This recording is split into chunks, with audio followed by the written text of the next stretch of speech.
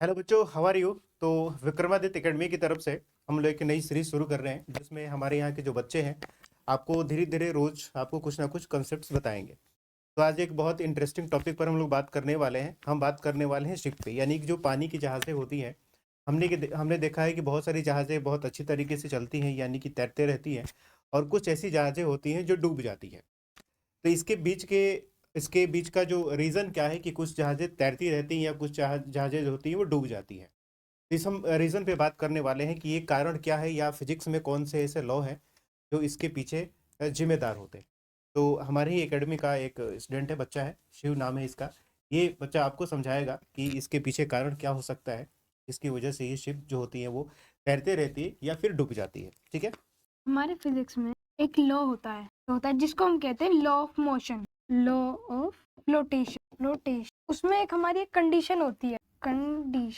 उस कंडीशन में ये होता है कि weight of a body is equal to weight of water. इसका मतलब ये है किसी बॉडी का कितना भी वेट है वो उतना पानी डिस्प्लेस करेगा।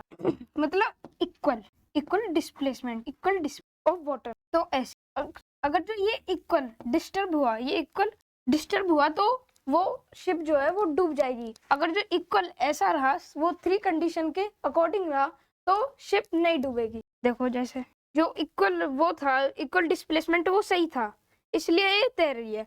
इसका जो इक्वल डिस्प्लेसमेंट था वो डिस्टर्ब था, इसलिए ये डूब रही है। इसलिए अगर जो लो फ्लोटेशन की थ्री कंडीशन अगर जो इस ये अकॉर्डिंग चल रही है तो ये फ्लोट करेगी, और ये नहीं कर रही है तो ये फ्लोट नहीं करेगी। Okay, very nice. तो इसका मतलब ये हुआ कि जो वेट है हमारे शिप का और जो वेट है हमारे यहाँ पर जो पानी है उसका डिस्प्लेसमेंट का, ये दोनों इक्वल हो जा रहा है, जिसके वजह से ये तैरेगी। या फिर जब ये इक्वालिटी नहीं रहेगी तो उस केस में ये क्या होगा, शिप डूब जाए। तो कहने का बहुत सीधा सा मतलब है, एक ही लाइन में आपका है कि वेट जो होना चाहिए, जो जहाज का वेट है, और वही जो पानी डिस्प्लेस हो रहा है वो वेट क्या होना चाहिए, इक्विलिब्रियम में होना चाहिए। उस केस में हमारी जहाज होगी वो तैरते रहेगी। चलिए, इसके बाद एक और टॉपिक के साथ हम लोग मिलेंगे। तब तक thank you, have a nice.